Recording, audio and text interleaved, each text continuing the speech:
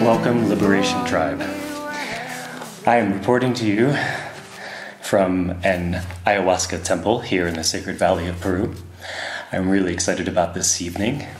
This evening is a very special ceremony. I'm getting to work with a shamanic facilitator who's become a really gentle and tender mentor for me. He's also a gay man, Spanish-born, raised in Switzerland, kind of lived the gay life for a while and now has devoted his life to providing these sacred plant medicine experiences for people all around the world.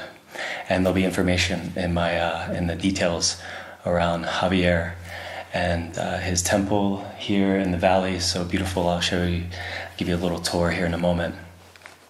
So I'm going in the ceremony tonight, and I'm actually surprised how excited I am. There's been a lot up for me. I'm ready to shed more layers of just denial and pain and all kinds of things that I've been carrying, that I know that are just ready to go. They've kind of been up on the surface for me.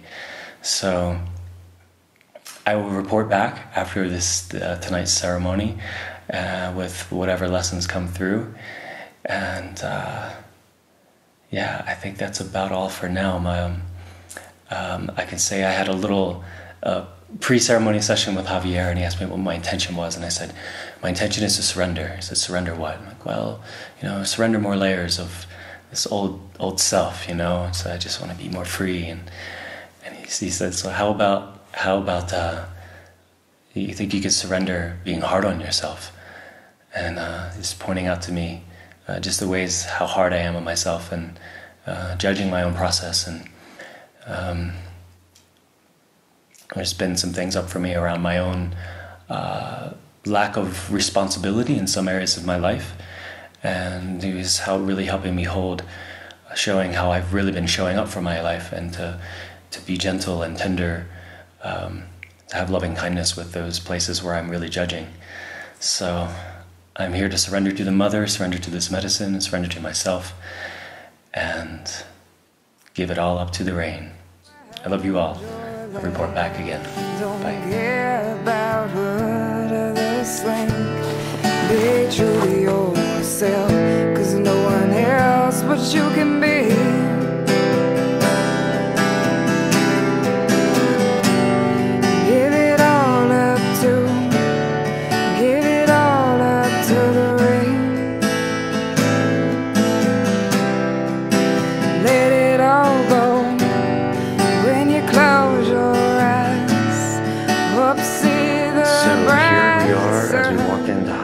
Temple. It's all open, and as you can see up here, the mountains in the background, surrounded by beautiful trees. And here is the facilitator setup, which we use: drink from the cup, shakers, sage. It's a very humble temple. What I like about this temple is that it only seats 10 people. So the intention is to keep the sessions intimate so that you can go deep into your own process. And then around the corner, if you were to get sick, excuse me, not sick, if you were to need the purge, is the correct terms, then we have bathrooms flanking either side. Hello, and welcome, Liberation Tribe. I'm reporting back after my ceremony, the Ayahuasca ceremony with Javier. This is the gay shaman I was really excited to work with. And I'm actually sitting right next to his property, his temple. And so I have some teachings I wanted to share with you all, really for the point of sharing with myself, documenting, speaking about things like this. It really helps integrate the teachings. So me doing this is for myself, so that I can help integrate what I've learned, so that it doesn't just become an experience, like watching a movie and then going on with my life. So I'm doing this for myself, but I'm also sharing this wisdom with you all because the work that is being done on this land and in underground communities all around the world is where the awakening is occurring, is where the evolution of humanity is happening. So what we're doing is we're taking our personal responsibility for our own healing. There are many talented healers here, and I believe that Javier is one of, if not the most talented healer in this land. I'm going to have an episode around selecting a facilitator when you work with ayahuasca or any other particular plant medicine ceremony in another episode.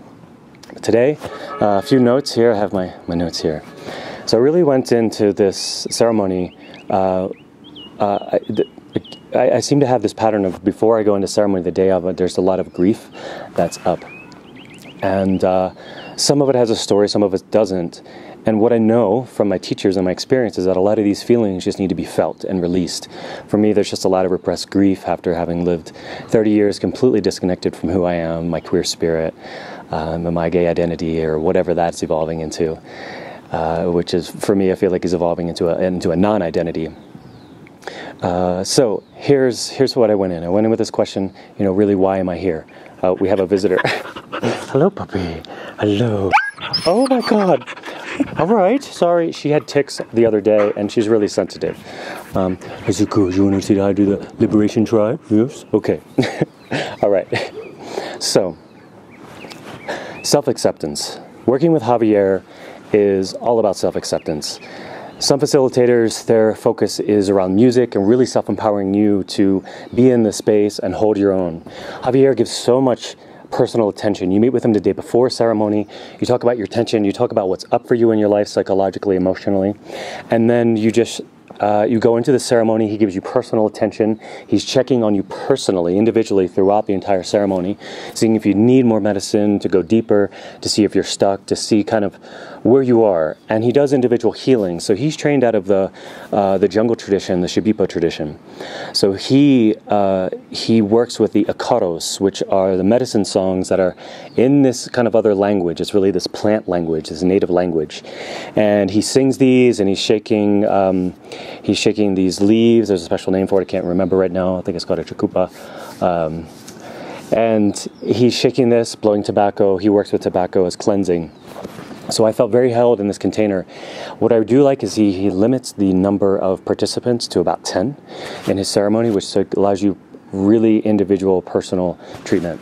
So again, I'll talk about more, some tips in selecting a facilitator, because each container, each ceremony has its strengths, and so you want to be careful or want to be discerning around what might be up for you and what kind of work you're looking to do, and what that facilitator can hold, because what they can hold has everything to do with the kind of work that you're able to do.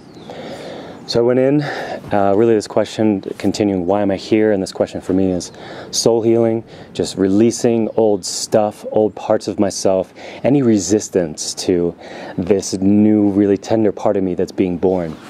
And I did a lot of purging in the ceremony. When I say purging, you're literally vomiting, but it's not the type of vomiting that we're used to when you get sick or have the flu. You're purging. What happens is the medicine will bring to the surface emotional blockages, unfelt emotion, and other psychological blockages in a sense of beliefs that you have about yourself that are not true. Many of these don't even run really consciously. They're very subconscious, or what my training in awakening coaching is they call transparent points of view. So we look through all these filters in the world, and most of them are about ourselves that we project onto others. Insecurities, fears, judgments. And so in this ceremony, it wasn't really quite clear for me, but I purged a lot, and it just felt like there was just residual gunk that was being purified. And ayahuasca is the mother plant. That's what she does when you work with her. She purifies you. She cleanses you. So it's a detoxification on emotional, psychological, physical levels. So it was a very beautiful cleansing.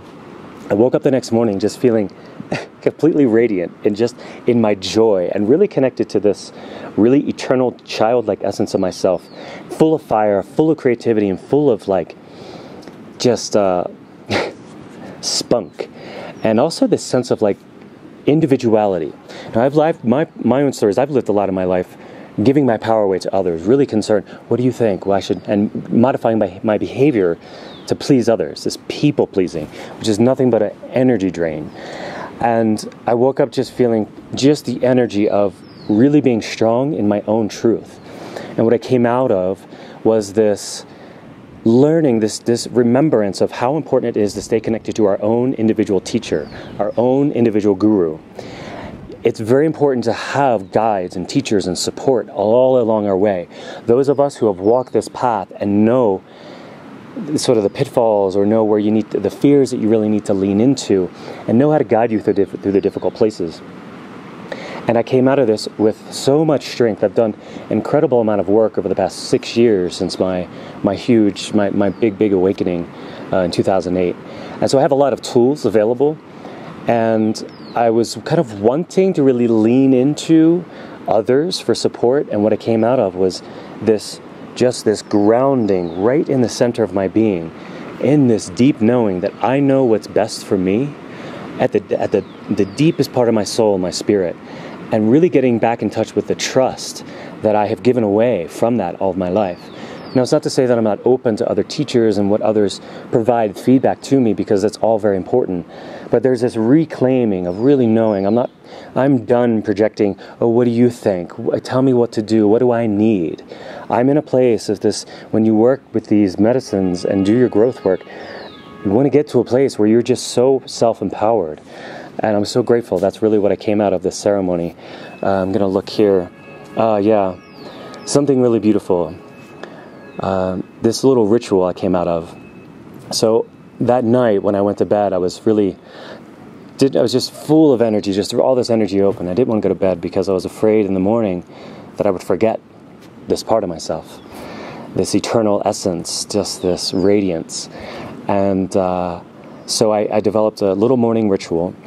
Something in a shamanic practice is called assembling reality.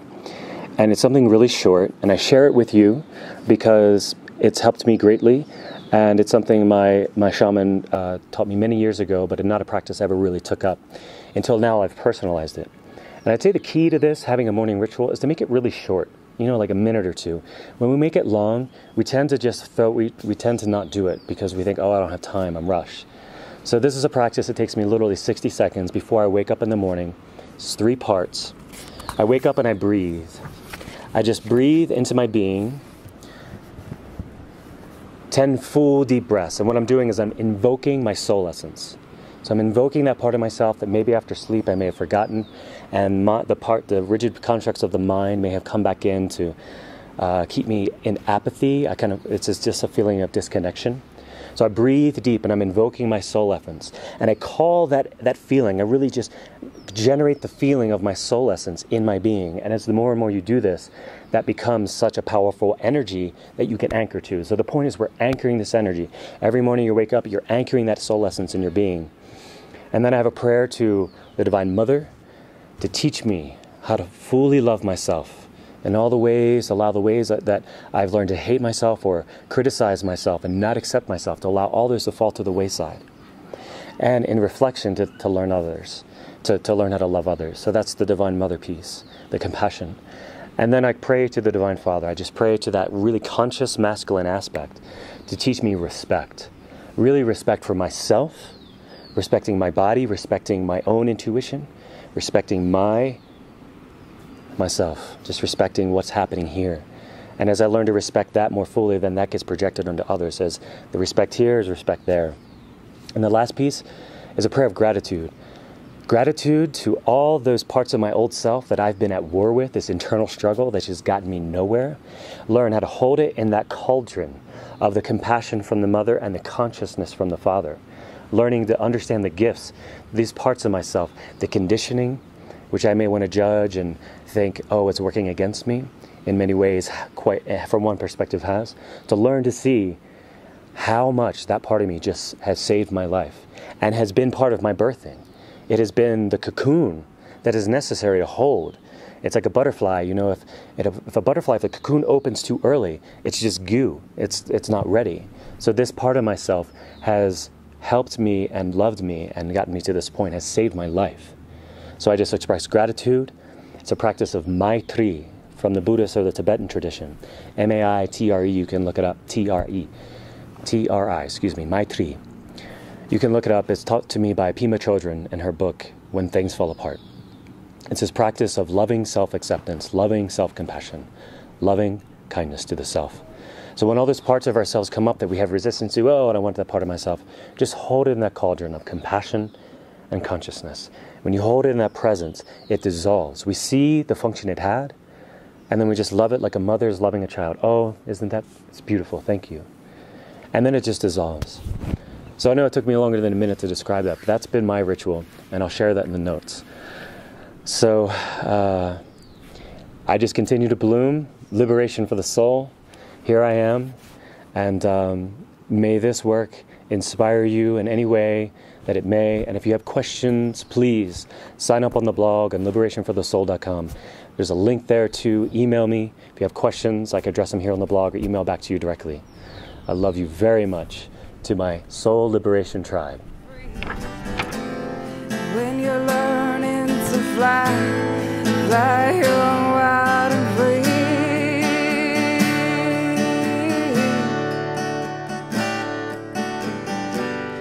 Give it all up to, give it all up to the rain.